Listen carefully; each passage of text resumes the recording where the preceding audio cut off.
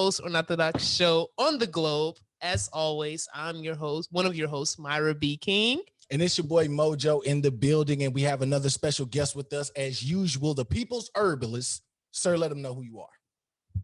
What's going on, everybody? My name is Danny. I go by the People's Herbalist. I am an herbalist up in New York, New Jersey area. I have a specialty in adaptogen herbs, and my focus is stress relief, immune function, and hormone balance.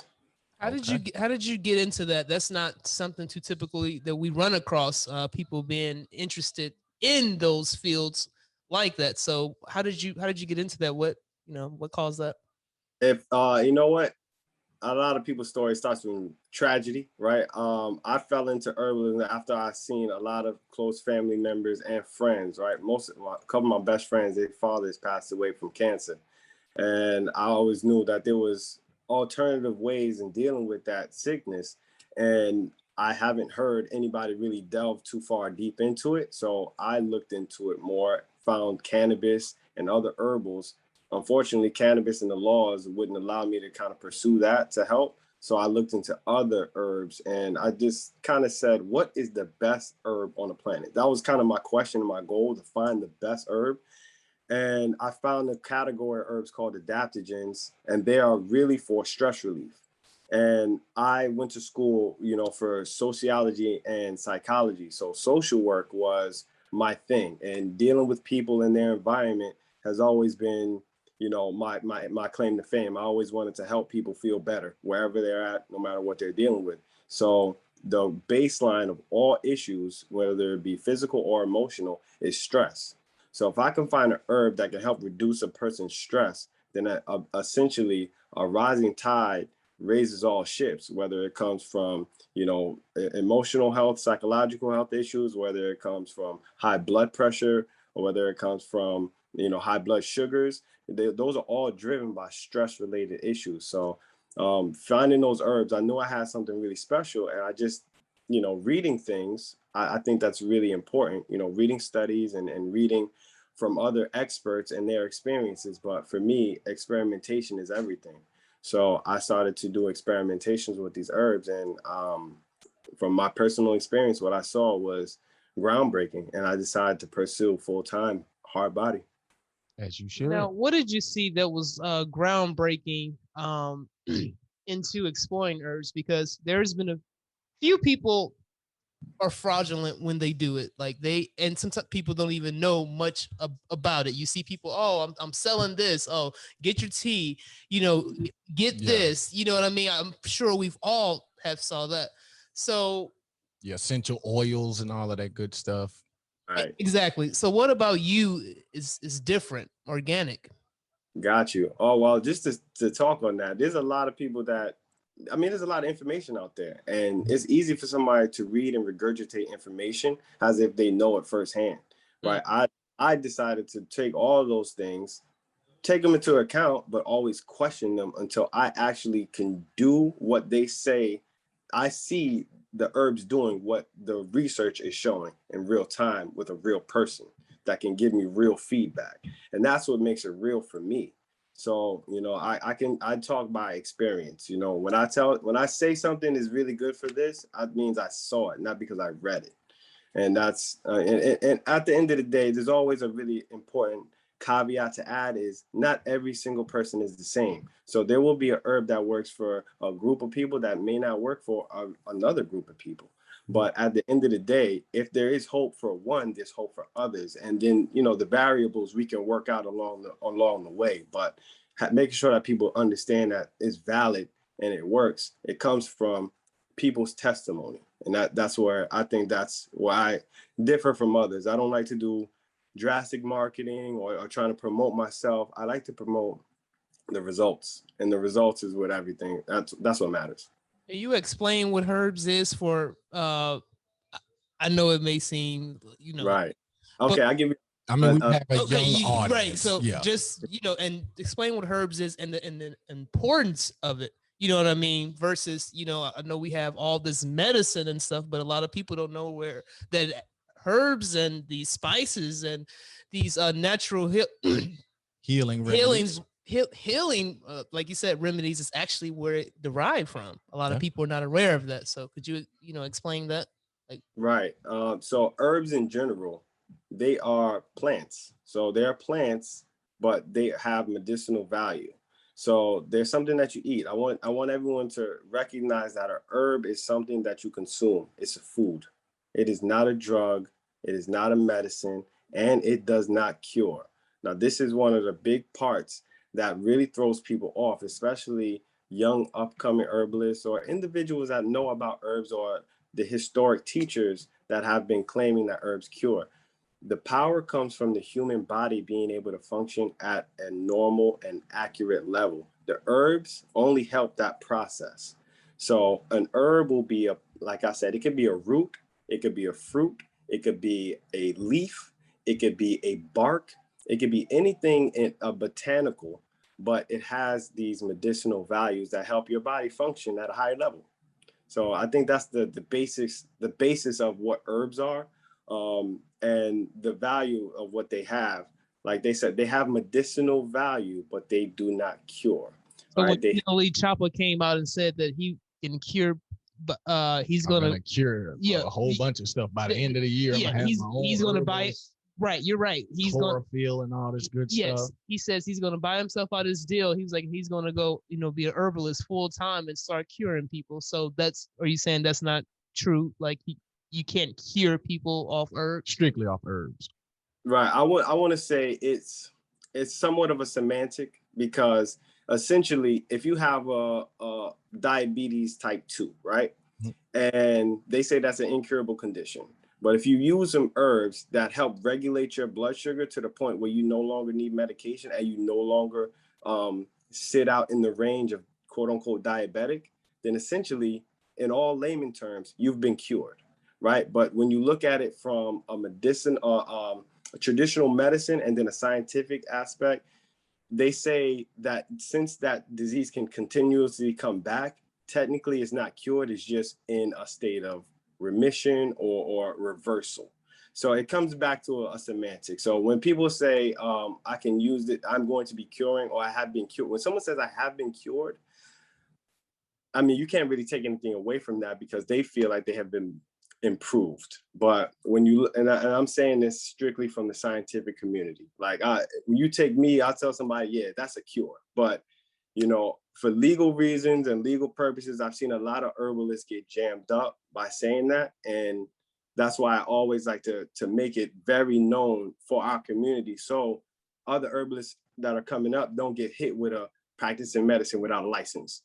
You know what I'm saying? So you got to be very careful about that word, because that's important. Absolutely, it is. We're talking about everything. You said you started this with the whole cancer journey and everything.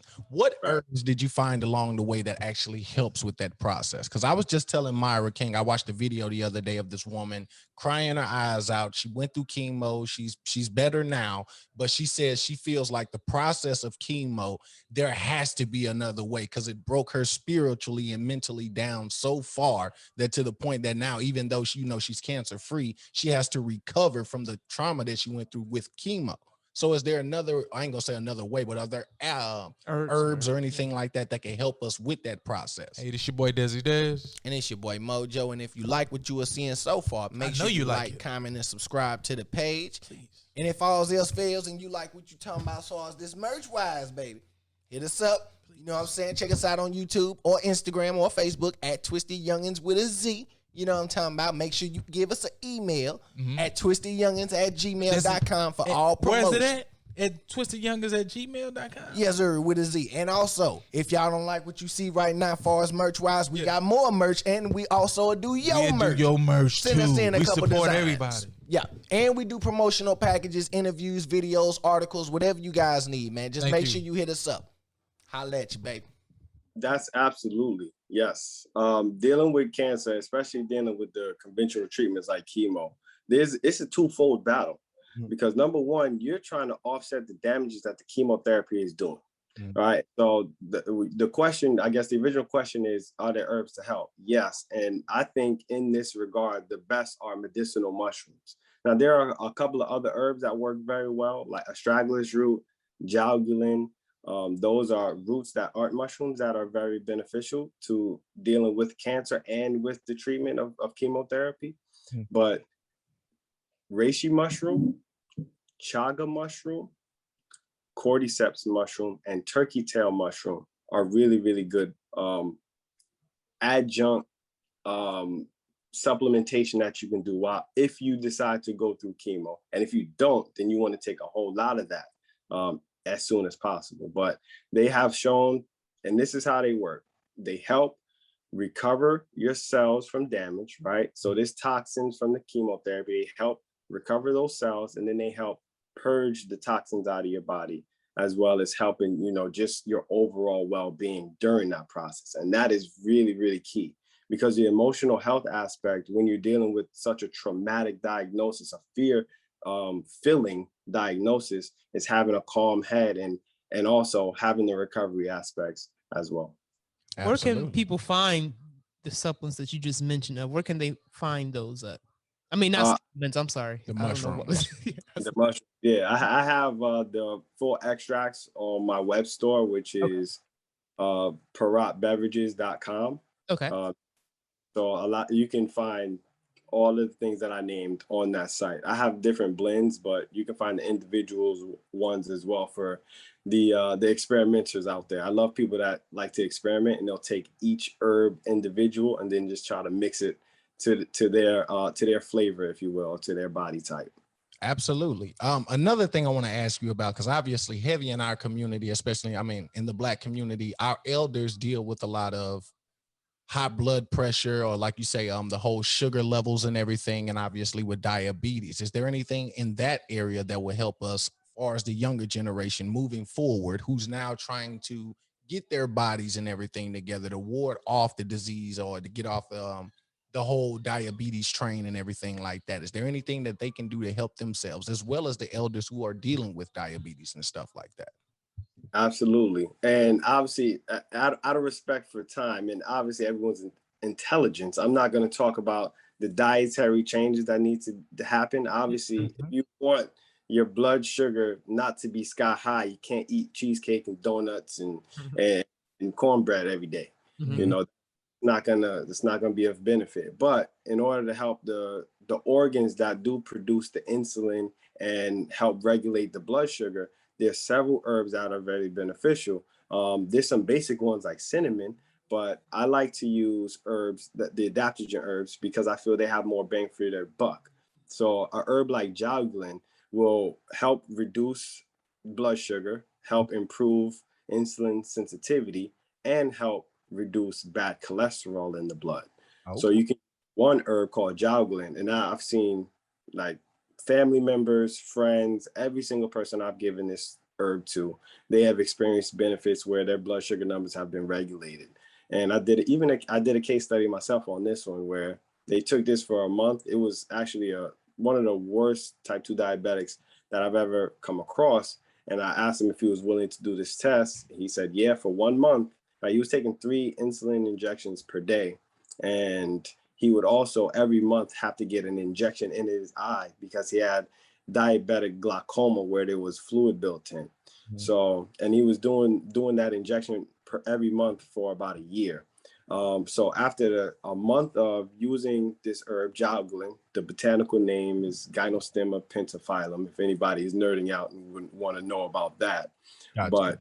But using that daily reduced his blood sugar numbers, and he recorded them every single day. Every time he took his blood sugar, he would record his numbers. He would tell me the time that he took the herb.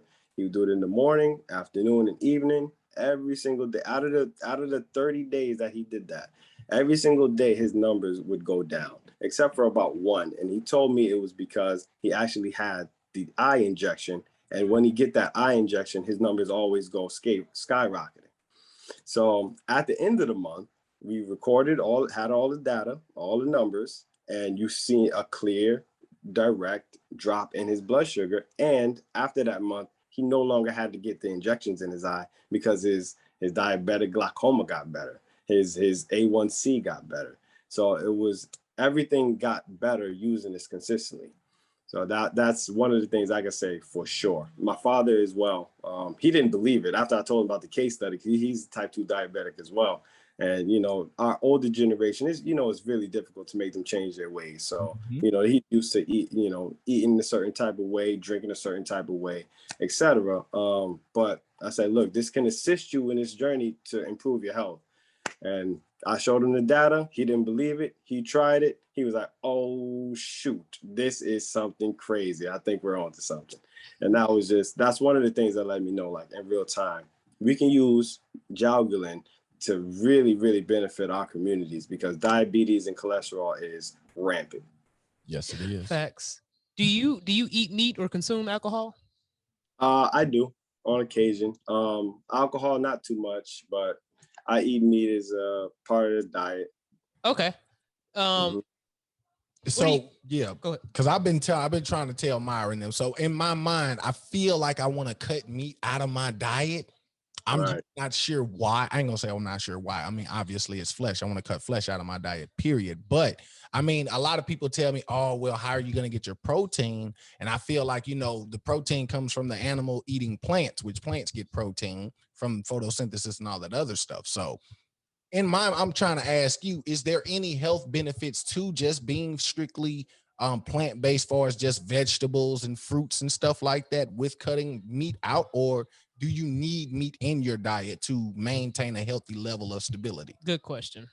It's a great question. And it's a pretty complex question, because meat does have some benefits from the proteins, but essentially cutting meat out and going fully plant-based will benefit a whole lot of people, especially people dealing with the problems of disease. If you don't have a disease, if you don't have a diagnosis, then usually eating meat isn't that bad, but the quality of the meat is everything. So, you know, at the end of the day, our communities, the way we get our food, the way we get our meat is filled with hormones. It's usually the worst cuts in our communities. And a lot of the times, the way that the food is raised is piss poor. They're eating terrible. They're filled with antibiotics, and they're not happy. So there is a transfer, I believe, of energy. When you consume the flesh of an animal that lives in poor conditions, you will be transferring that over as well. So to build on your point, yeah, Mojo, there is definitely benefits of going plant-based. It's not a question at all. And you asked me if I eat meat. Yeah, I do eat meat because I like to eat meat. That's a good. Yeah, straight up. But I always say this: you live life knowing you're supposed to know the negatives and the positives of life. You know, people go out there, they consume alcohol. I don't really consume alcohol like that anymore. But when I did, I drank it. I know I was getting sauce, and I knew I was poisoning my body. But I did it because I wanted to have a good time. I wanted to live my life to the fullest. You know, community engagements. There's emotional health aspects that go along with that as well. But you know, there is definitely a lot of benefits of cutting meat out because we consume entirely too much of it. Yeah, I mean, for me, it was just, I came back from overseas. I went overseas and I went to Europe, and I tasted a steak overseas in Europe for the first time. I couldn't get with it, but it was me drinking, what would we normally say, a Fanta or something like that, drinking stuff like that, eating normal, I ain't gonna say normal foods that we consume over here, but something close to it. And it tastes completely different because they use cane, you know, they use brown sugar, they use cane sugar, they use brown sugar. The meat, like I said, when you go into a store over there, when they sell meat in a store, like you said, the placement, where you're getting your meat from, you smell the blood in the dang on store. You could tell this meat is fresh. It's coming straight from, you know, like you said, straight from the horse's mouth. So it's that type of situation. So when I came back and I had already gotten rid of somewhat of pork, I keep telling people it's hard for me to get rid of bacon, but I've cut pork chops and all of that stuff out. And everybody's like, oh, well, you know, the pig, the filthy beast. And I'm like, well, have you ever been on a farm? Do you not know you eat chicken? Chicken is about as nasty as a pig is. It's a filthy animal. That's why they say El Pollo Loco, crazy chicken running with your head cut off. So stuff like that. And then obviously shrimps being the roach of the sea. So all of that stuff started to scare me. So I started looking into herbalism and plant-based diets and all of that stuff immediately. And I was just like, I don't know if there's a full benefit to it because no one can give me that. Now, another question I do want to ask you about is sunlight. When it comes to herbalism and sunlight, I see a lot of herbalists say that, we as melanin people need to get sunlight, even say specific times of the day for us to get sunlight because it gives us vitamin B and all this other stuff. Is there any validity to that stuff? 1,000%. Okay. We human beings, especially in our melanin, beautiful dark skin, we need to get out there and absorb that. We don't need to wear sunblock, right? We don't really get sunburn and skin cancer and all that because we are built for the sun, and we actually require a lot more sun than maybe our Caucasian counterparts or anybody in other communities that have fairer skin. But we actually need to absorb that, and our skin absorbs those sun rays, translates it into its vitamin D, but it's technically not a vitamin; it's more of a hormone. Mm-hmm. So it's a hormone that gets triggered by adequate amount of sunlight, which improves our energy levels, which improves our immune systems, which improves our metabolism. It has a crazy amount of benefits. It's not, it's kind of funny because our body uses the same vitamins and hormones for multiple different aspects of our health. So definitely getting out in the sun, not to mention just the idea when you're in the sun, you're also in fresh air. Absolutely. There's the deep breathing, the air aspect, and then the absorption of the sun is essential for our health, for our emotional health and immunity. What is a good herb? What is a good herb that average human being can take on a daily to keep their body going, help with their immune system? Not necessarily saying that there's anything going on with them, like one may take vitamins daily, a daily like vitamin apple a day or something like that. What would you recommend for someone just looking to work on their immune system? Nothing's going on just as of yet, but just something they can have maybe like a daily intake of. I would say nettle leaf is a really good one. Nettle leaf I like to consume it in the tea. And honestly, I think the way that the herbs are consumed are actually almost as important as the herbs themselves, because it really boils down to how can you build this into your habit?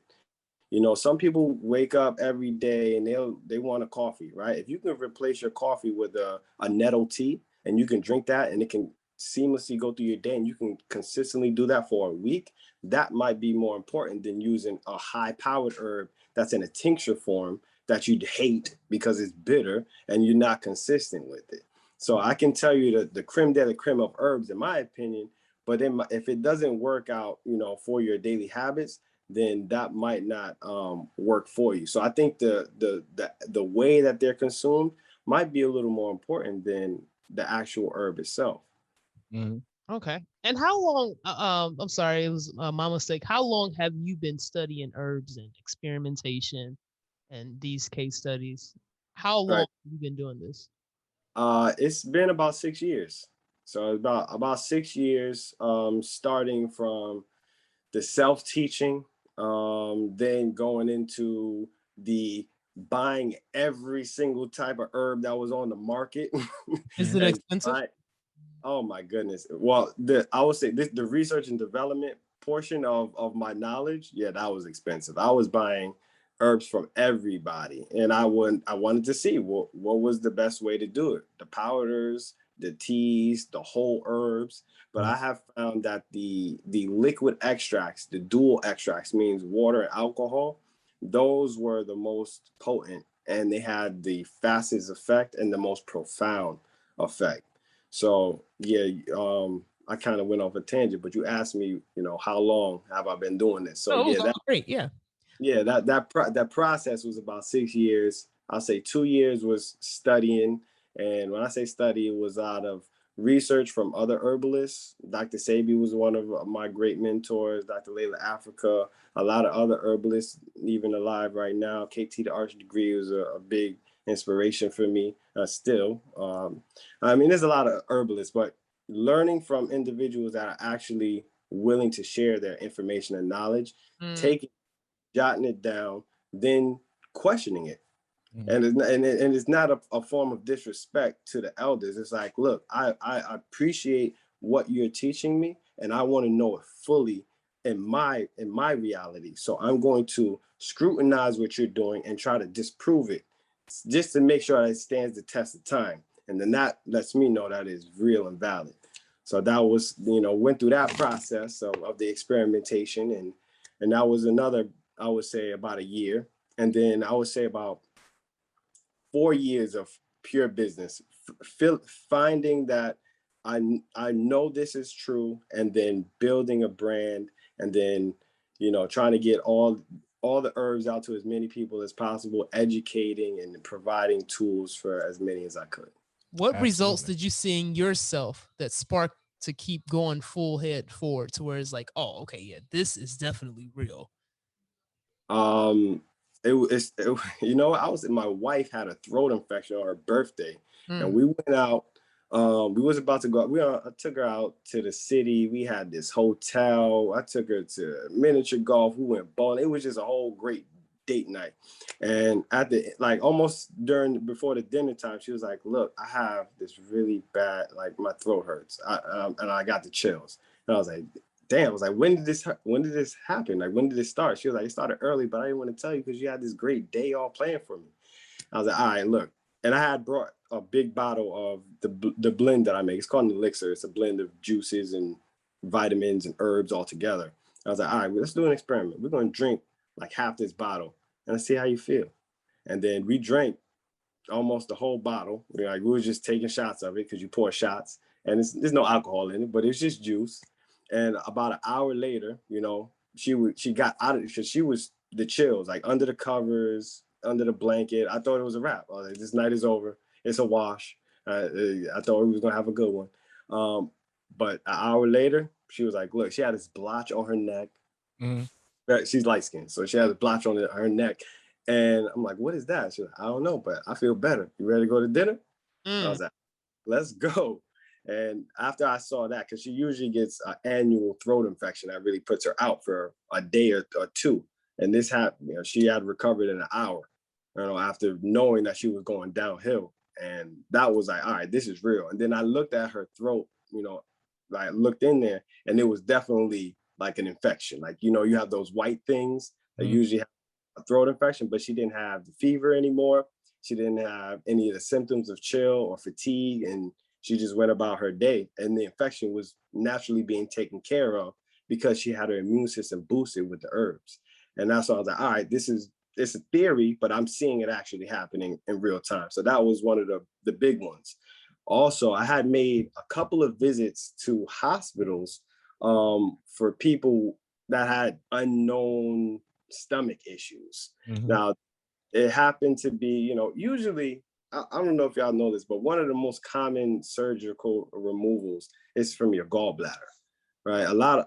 I think there's like 600,000 gallbladder removal surgeries every single year, and it's honestly, I don't know if they're really effective or not. But I can say that before anybody tries to do that, use goji berry.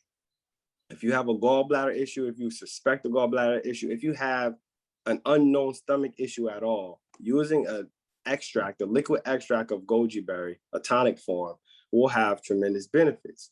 Now, going back to these hospital visits, like there was my brother, he had his ex-girl, she was in the hospital for about 4 days with extremely terrible stomach pain, like gut pain. She was unable to eat, she was unable to drink, and she was unable to use the bathroom. This is for 4 days.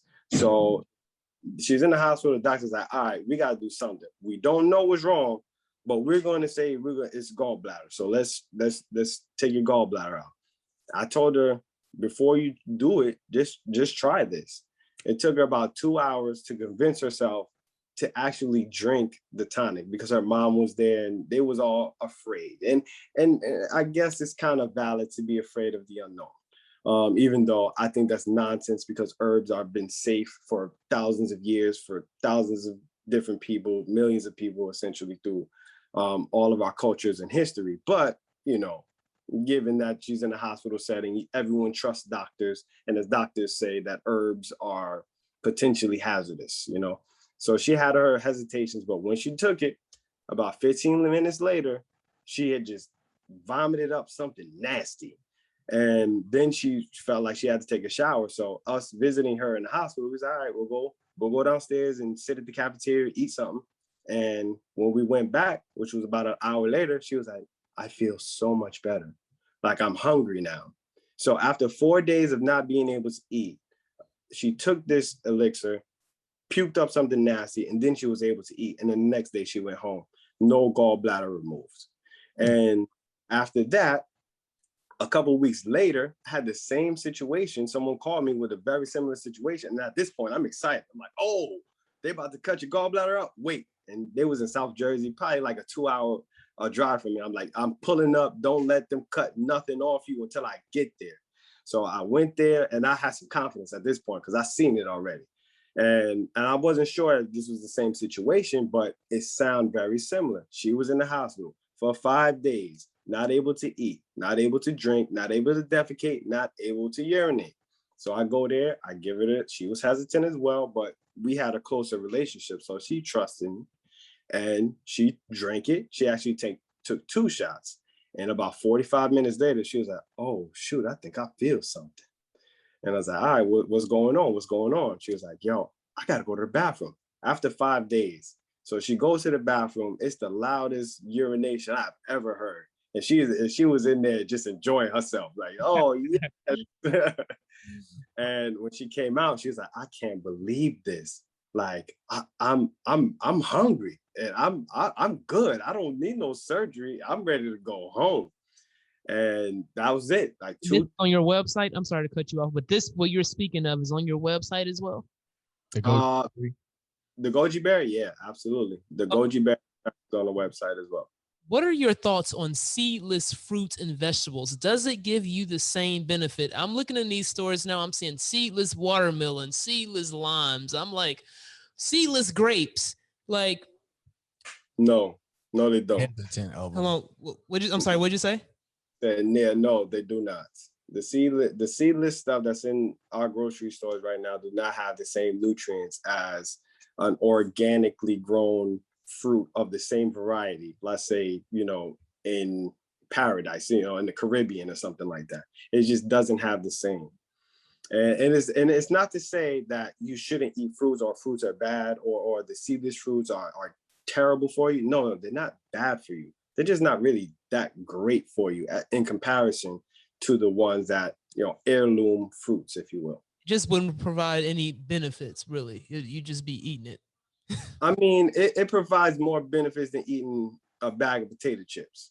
Okay, gotcha. So yeah, I like to make sure that people, because I've seen this conversation many a time where it'd be like, all right, well, if everything is bad, then I might as well just eat bad. No, let's not do that. I don't want to demonize a fruit, something that actually grew, even though it may have been hybridized or whatever, it actually grew. In order to go through that process, you need nature and you need divine intelligence, no matter what, even if it is slightly altered by man hybridization. But at the end of the day, it's still grown, it's still from the Mother Earth, and it still can be very beneficial to you. So I guess the answer is yes, they're good. No, they're not as good as the originals. What herbs or any fruits and vegetables or anything that you recommend for someone dealing with thyroids or ingestion? Yeah, thyroids first. Yeah. That's becoming more common now that I'm noticing, especially with older African American women. They're in, getting surgery. They have to get their uterus removed because of thyroids and all of that. You know what I mean? Just some people can't have children because their uterus removed due to their thyroids. Yeah, it's really, really upsetting situation. But the thyroid, yeah, there's ashwagandha. That's one of the main herbs that I suggest for anyone that's having thyroid issues, because now usually when you think thyroid, a lot of people think iodine, and they want to make sure you put a herb or something that's high in iodine. But all thyroid issues are not the same. You can have hyperthyroidism, hypothyroidism. You can have Hashimoto's, which is an autoimmune condition to your thyroid. So there's a lot of, you know, situations where your thyroid can be impacted. So a blanket herb, I think the best one would be ashwagandha. And that's because the ashwagandha root, it's called dual directional ability, meaning that it can increase the function of the thyroid if it's too low, or it can decrease the function of the thyroid if it's too high. And then it has immune modulating abilities, which means if your immune system is too aggressive, it can calm that aggression of the immune system without suppressing it. So, you know, I know a lot of autoimmune conditions, they take immune suppressants. Well, you don't want to suppress your immune system because you need that to fight infections all the time.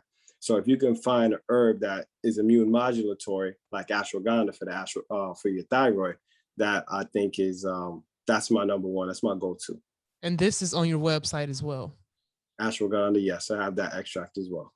Okay, dope. There we go. Now, when we're talking these elixirs, do you have a step-by-step to make these elixirs, or are you just at the house, you know what I'm saying, doing what you do, and you know your stuff, so you know how to get this together? Is there any way that we out here as the people can get these elixirs made with some of the products that you're preaching us to?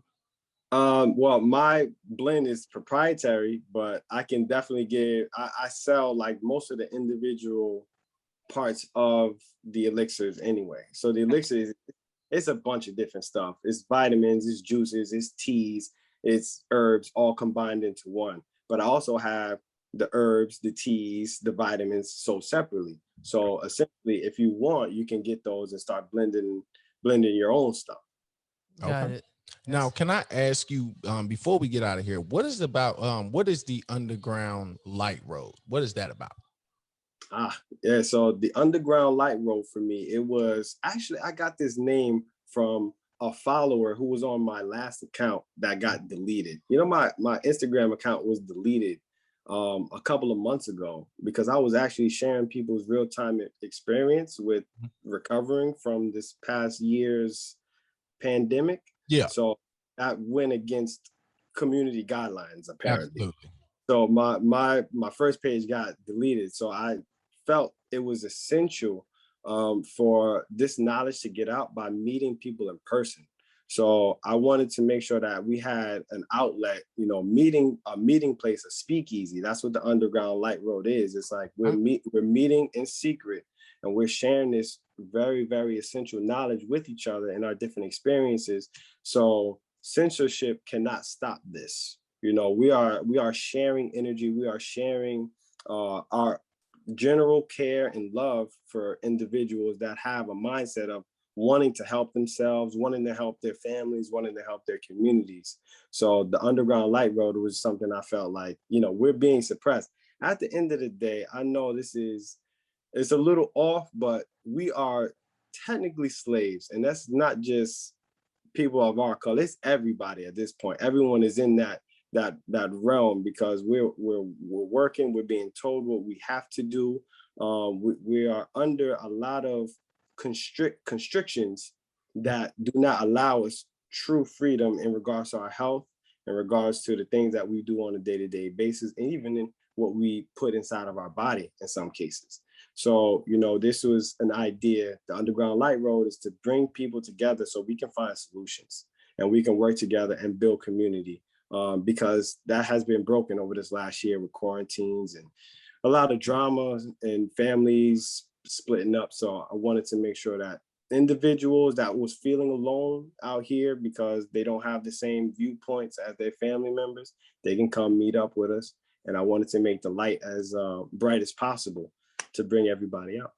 Absolutely, man. I appreciate it. People need to know that. I got one more for you. When we're talking about herbs and everything, do you have any suggestions for people out here, such as myself and more, who don't do the coffee in the morning, but look for that energy in the morning if they don't already have it or eat it from fruits or anything like that? Do you have anything specific that you could point us in the direction of, where stop drinking the Red Bull, you know, do this or something like that, or whatever the case may be? Yeah, I have a couple of drinks that I made to kind of offset just that. Or I'll make a beverage that's specifically catered to improve your energy. If it's simply in the morning before you go to work to replace, that coffee, because a lot of people have the caffeine crashes, etc. Or if it's like a pre-workout before you go to the gym. Anytime you need energy, we have herbs. I like to use American ginseng in a lot of my blends. American ginseng is a really powerful herb for its energetic properties. But there's a couple. A goji berry is good for a lot of electrolytes and its quick ability to absorb and give you more energy. There's a couple of blends, and I like to work specifically with people kind of to figure out what their days are, because that's always the best. Figure out how your day goes. For example, coffee. There's some teas that can really boost your energy. So hot tea to replace coffee is I think is an easier route than to go with a juice. But yeah, American ginseng is good for energy. Cordyceps mushroom is really good for energy.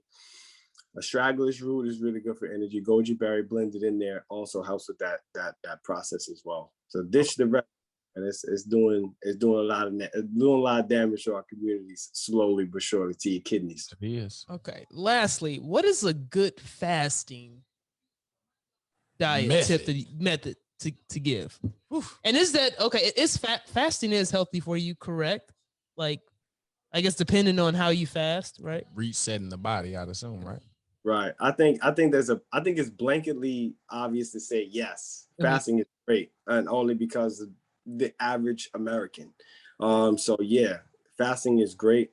I think eating between the windows of noon and before the sun goes down is like the best way. And every expert that I've spoken to, have had the pleasure of sharing information with, they always say the same thing. Kind of eat with the sun. Like, you come up, don't eat in the morning, try to fast until the midday, and then eat between midday and then before the sun goes down, and try to eat 2-3 meals in that time.